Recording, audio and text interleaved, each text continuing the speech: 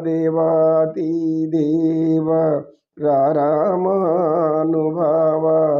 రారా వరసుధా పూర్ణ నిలయ ఏల నయరాదు నాపై దయ ఏల రాదు నలిన. అద్భుతమైనటువంటి ఒక జ్ఞానాన్ని విసురుతున్నాడు ఆయన. ఇది మనం తెలుసుకోకపోతే మనకు ఎంత అజ్ఞానము అజ్ఞానం వచ్చేస్తాం. ఓ సుందరీమణి, నువ్వు ఎవరు అంటే, ఆమె వికారంగా ఉంది. బాహ్యాన్ని చూస్తుంటే లోపల ఆమె యొక్క ఆత్మ సౌందర్యం చాలా గొప్పగా ఉంది. అది పరమాత్మ మాత్రమే గ్రహించాడు. శ్రీకృష్ణ పరమాత్మ ఆమెను అడిగాడు, ఓ సుందరీమణి, నీవెవరు? ఇలాంటి లేపనాలు మాకు సువాసన గొలుపుతున్నాయి, ఏదో మధురమైనటువంటి వాసనలు వస్తున్నాయి. ఈ లేపనాలు చూస్తుంటే ఏదో దివ్య సౌందర్యానికి అలంకరించేలాగుంది. ఏమిటా లేపనాలు అని అడిగాడు శ్రీకృష్ణ పరమాత్మ. అప్పుడు ఆమె వీళ్ళ వంక చూసి, అయ్యా, మీరెవరో చూడడానికి బాగానే ఉన్నారు, కానీ ఈ యొక్క నగరవాసులాగా నాకు కనపడలేదు. వీటి గురించి మీరు అడగడం కూడా మంచిది కాదు. ఎందుకంటే ఇది కంసమహారాజుకి సర్వ అలంకారాలు చేయడానికి, అంటే మనం ఈ కాలంలో ఏమంటాం దాన్ని, బ్యూటీ పార్లర్ మేకప్ అని ఇవి మోసుకొని పోతూ ఉంది. ఇవన్నీ ఎవరికి అని అడిగాడు శ్రీకృష్ణ పరమాత్మ. ఎప్పుడైతే పరమాత్మ అడిగాడో ఆమె అలా చూసింది. ఏమిటి నన్ను సుందరి అంటున్నాడు ఈ యొక్క ఇకారాకారాన్ని చూసి అని. అయ్యా, మీరెవరు? ఎందుకు ఇలా వస్తున్నారు? ఇలాంటివి మీరు ఎందుకు అడుగుతున్నారు అడిగింది. అందులో ఏదైనా లేపనాలు అంటే మాకు కూడా పనికొస్తాయేమో, నువ్వు ఇస్తే మేము కూడా కొంచెం వాడుకుంటాము అన్నాడు పరమాత్ముడు. ఇవన్నీ కంసమహారాజు చెందినవి, ఇచ్చారంటే ఆయన ఏమన్నా అంటాడేమో. అయితే మీరు దివ్యాకారంలో ఉన్నారు, ఈ లేపనాలలో పైపోత లేపనాలు మాత్రం మీకు ఇస్తాను. ఆ పైపోత లేపనాలు తీసుకొని మీరు వెళ్ళిపోండి అంది. ఆమె యొక్క ప్రేమకు, ఆమె లోపల ఉన్న మంచితనానికి పరమాత్ముడు సంతోషించాడు. అలాగే ఇవ్వు అన్నాడు. ఆమె ఇచ్చింది. ఆమె వీళ్ళంతా కూడా బలరాముడు కృష్ణుడు ముఖాలకు పూసుకున్నారు. ఎప్పుడు ముఖానికి ఎంత పూసుకున్నారో అవంతా కూడా రుద్దుకున్నారో వాళ్ళు మామూలుగా సహజ సుందరాకారులు, సర్వ సృష్టి ఆకారం కలిగిన వాడు నారాయణుడు. ఆయనకి వేరే లేపనాలు దేనికి? ఎప్పుడే సితాసిత శరీరులు బలరామకృష్ణులు ఇద్దరు కూడా సితాసితా శరీరులు. అంటే సితము అంటే ఏమిటి? సుందరమైనటువంటి ఆకారం, స్వయం ప్రకాశకము. అంటే వారికి స్వయంగానే అందమైన మనోహరమైన దివ్య సౌందర్యమైన రూపం ఉంది. దీనిని సితాసితులు అంటారు. ఈ సితాసితులు ఎటువంటి అంటే మీ దేవతలకు మాత్రమే అలాంటి గుణం, అట్లాంటి సౌందర్యం ఉంటుంది. వారు వేరే సౌందర్యం ఇంకేమీ అవసరం లేదు. వాళ్ళకి వేరే లేపనాలు అవసరం లేదు, మేకప్ అవసరం లేదు, ఏమీ అవసరం లేదు.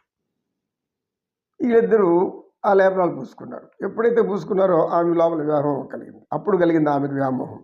అంతవరకు ఏదో సాధారణంగా అనుకునింది. ఎందుకంటే వాళ్ళు పరమాత్ముడితో ఉన్నటువంటి బలరాముడు కదా. ఈమె చూడగానే ఏదో అనుకునింది, ఇస్తే ఇప్పుడు ఆమెకు వీళ్ళిద్దరూ మహాసౌందర్య స్వరూపులా కనపడ్డారు. ఎప్పుడైతే ఆ వ్యామోహం నుంచి ఆమె బయటపడి చెప్పిందో, శ్రీకృష్ణుడు మెల్లగా నడుచుకుంటూ వచ్చి అలాగా అని ఆమె గడ్డం కింద ఒక ఏలు పెట్టాడు. ఇట్లా చూపుడు వేలు ఆమె గడ్డం కింద పెట్టి అలా పైకి లేపాడు. మెల్లగా పైకి లేపాడు.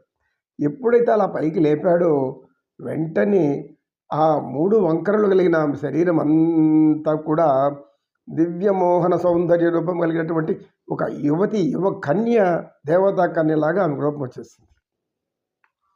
ఆమె శరీరం మొత్తం ఒక దేవతారూప ఆకారంలోకి వచ్చేసింది. తన శరీరాన్ని చూసుకొని నమ్మలేకపోయింది. ఎవరు ఈ వ్యక్తి? నన్ను ఇలా గడ్డం కనబడ్డ పైకి లేచింది, అలా లేచింది.